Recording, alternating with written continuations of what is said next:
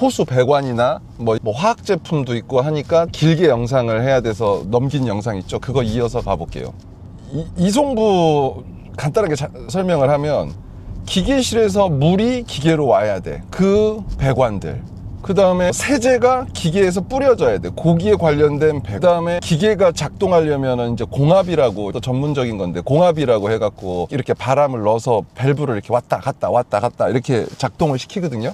그거 보통 자동화 기계 하시는 분들은 이해하실 거예요. 그 에어 배관이라고 하면 너무 무거워 보이니까 자꾸 이거 보시는 분들이 겁먹으니까 좀 쉬운 용어를 쓸게요. 천장에 매달리는 3, 4세대 같은 경우는 가장 핵심이 뭐였냐면 무게를 줄이는 거였어요. 무게를. 모든 배관들이 가벼운 걸 썼어야 돼요. 그래서 주로 고무 재질의 배관들을 많이 기계에 넣었겠죠. 그래서 3, 4세대 기계들 천장에 매달려 있는 것들 1, 2세대도 그럴 것 같다. 뚜껑을 열어보고 그 기계 안쪽을 보면 고압 배관이, 세제 배관은 얇은 튜브, 전선도 얇은 걸 써요. 물 저압 세제 이런 배관들도 좀 작은 거, 가벼운 거, 이런 걸로 이제 구성이 되어 있어요. 그러면서 이런 것들이 하나하나 모여서 무게를 1톤 이하로 줄일 수가 있었던 거고요. 기계가 세대가 바뀌는 이유는 뭐냐면 전에 있던 기계들을 사용을 하면서 AS가 많이 나는 부분, 운영자가 불편하다라는 부분,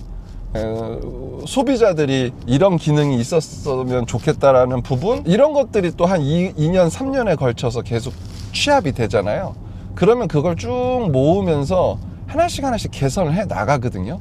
근데 개선을 해 나가는데 요번 5세대 때는 그게 허들이었던 거예요. 더 이상 이제 그 불편했던 부분, 지난번에 우리 구동부에서 플라스틱 바퀴의 편마모 현상, 그래서 축이 휘어지고 내구성이 좀 떨어진다라는 그런 문제, 그 다음에 좀 물이 더 세져야 되는데 고무 호수로 기계실에서부터 막 10m씩 고무 호수가 천장으로 오다 보니까 기계실에서 물을 세게 쏘면 고무 호수가 터져버리겠죠. 아니면은 막 요동을 치던가. 그래서 더 이상 세게 할 수 없는 한계, 천장에 매달린 기계는 빨리 움직이는 기계 컨셉을 맞춘 거예요. 그래서 거기에 집중한 거예요.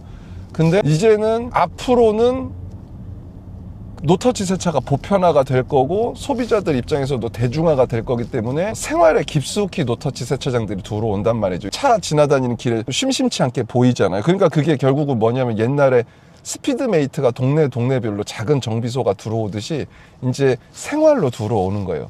그러면은 소비 패턴이 어떻게 바뀔까라는 생각을 해보면 옛날처럼 막 줄이 막 장사진을 치면서 코너까지 돌고 하는 거는 뭐 12월달, 1월달, 2월달은 불가피하죠. 그때는 워낙에 차들 수요가 많으니까 그때는 좀 불가피하지만 그거 외에는 노멀하게 차들이 들락날락 오고 가면서 세차를 하는 번잡하지 않은 컨셉일 거라고 보고 소비자들도 충분히 경험을 노터치에 대해 쌓아서 어느 매장에서는 차가 잘 닦이고 어느 매장에서는 차가 안 닦인다라는 거를 이제는 알 때가 됐거든요. 지금까지는 그냥 차만 닦이면 되는 줄 알았던 시대고 지금부터 앞으로 5년은 저기는 잘 안 닦여, 여기 오면은 잘 닦여, 좀 멀어도 일로 와야 되겠어. 자, 이렇게 이제 경쟁력이 나눠지는 시대가 될 거예요. 지금부터는 기계가 빨리 움직이는 것보다는 정확히 닦아내는 게 더 중요한 시대가 됐다. 아마 많은 회사들이 이렇게 생각을 하는 거예요. 저를 포함해서. 그래서 이제 컨셉들이 그 기능을 보강하려고 하다 보니 땅으로 내려온 거고, 땅으로 내려오니까 이제 날개를 다른 거죠. 그 무게와의 전쟁이 없어진 거니까. 그래서 천장에 매달려 있는 기계에 가볍고 얇은 고압관을 썼는데 그게 그 안에서 빠지고 또는 더 센 걸 못 넣고 또는 사가요.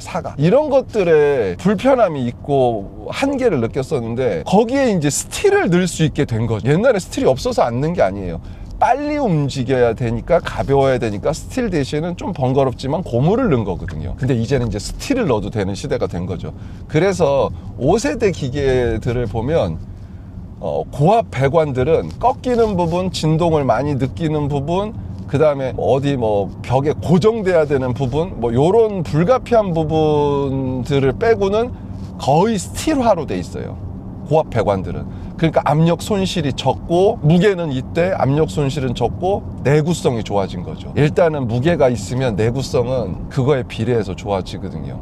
그 전에는 좀이라도 무게를 가볍게 하기 위해서 이제는 저압배관도 이거 아예 안 갈아보자 뭐 이런 느낌? 뭐 할 수 있고 어차피 가격이 똑같거든. 얇은 고무관이나 물 저압용 호수나 두꺼운 호수나 가격이 원자재로 따지면은 기계 하나에 들어가는 원가에서 뭐 1,000원, 2,000원 밖에 차이가 안 날 거예요. 그러니까 그전보다는 이제 두꺼운 배관 아예 이거 앞으로 안 갈아버리자, 뭐 5년, 10년 쓰게 만들어 버리자, 이러한 대응이 된 거죠. 그래서 저압 배관도 기존 천장에 매달려 있는 것보다는 두껍고 튼튼한 고무 배관이 들어가 있어요. 그래서 천장에 매달려 있는 세차기를 쓰시는 분들은 좀 당혹스럽죠. 그게 이제 이유가 이거예요. 무게에서 자유로워지면서 이제 튼튼한 걸로 갈 수 있게 된, 무겁더라도 그렇게 무게가 만만치 않아요. 두꺼워지면 두꺼워질수록, 왜냐면 많이 들어가기 때문에 고무 배관도.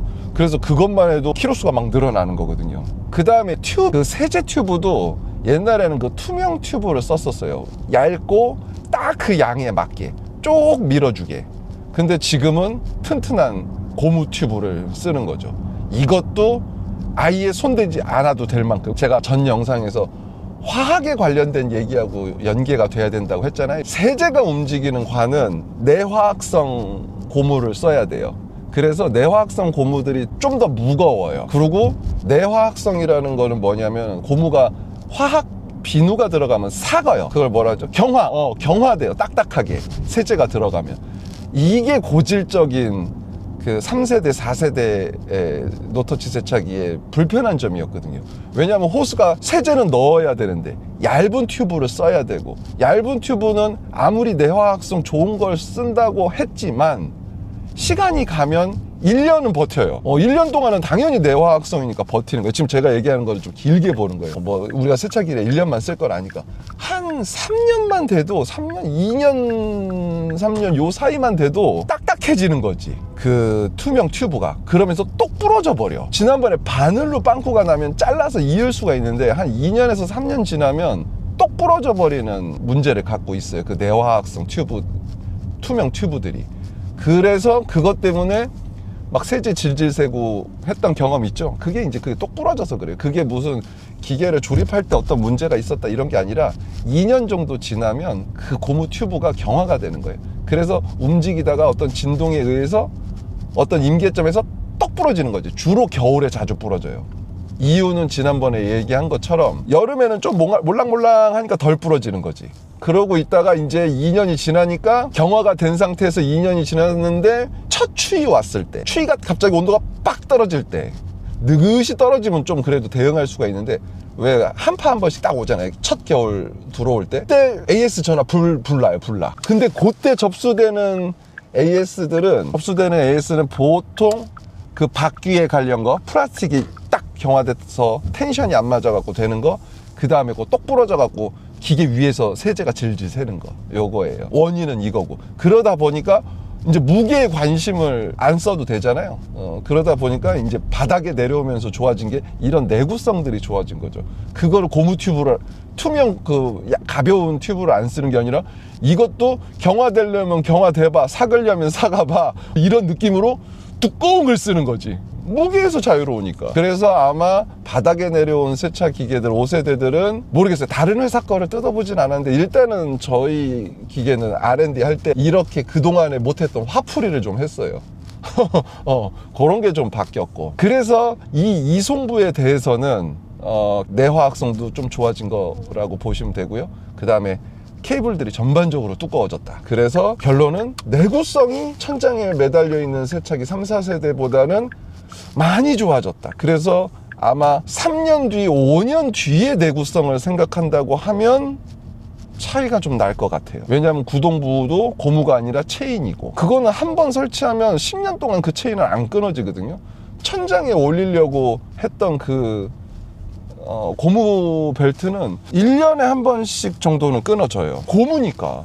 야, 무슨 부품이 1년에 한 번씩 끊어지니? 아니야. 컴프레셔 벨트도 원래 구성대로 하면 1년에 한 번씩 원래 갈아줘야 돼요. 그거를 안 갈아주고 하다 보니까 뱅글뱅글 돌다 보니까 무게도 약하니까, 또 컴프레셔를 사용하는 사람들이 잘 모르니까 늘어난 고무를 그대로 쓰고 있는 거지, 컴프레셔가 압력이 떨어져가 전기세를 낭비하는 거예요. 원래는 컴프레셔 벨트는 얼마 안 하거든요. 그거 한 4, 5만원? 4만원? 뭐 이 정도 하니까 원래대로 기계를 잘 쓰는 사람들이라고 하면 컴프레셔 벨트도 1년에 한 번씩은 텐션을 잡아주는 게 원래 정석이에요. 근데 이제 세차 기계라는 거는 그 이동 거리가, 컴프레셔의 이동 거리가 이렇게 돌잖아요. 근데 노터치 세차 기계는 이동 거리가 앞뒤로 거의 뭐 7m, 8m란 말이죠. 앞뒤로 이동 거리가. 그러니까 7m, 8m를 우욱 끌었다가 우욱 했다가 그거 하고 뺑글뺑글 도는 거하고 똑같이 보면 안 돼요. 그래서 1년에 한 번 정도는 고무 벨트는 노터치 세차장 3, 4세대들은 갈아주는 게 기계를 관리하는 정석이다. 안 갈면 2년을 재수좋게 쓸 수는 있겠지만 첫 겨울 한파 때 똑 부러지거나 뚝 끊어지는 일 때문에 곤란을 좀 겪는다. 그건 안 갈았기 때문에 예정된 끊어짐이다. 그러니 장마철에 장사 안 되잖아요.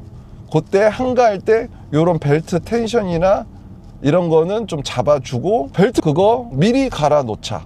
그러면 올겨울에는 안 끊어진다. 이렇게 보시면 돼요. 지금 여기서는 구조적인 그런 얘기를 하는 거니까 천장에 달려있는 거를 3, 4세대라고 할게요. 그거는 이론이 이거예요. 가볍고 빠르게 움직이는 거에 집중했기 때문에 모든 배관들이 가볍다. 장점.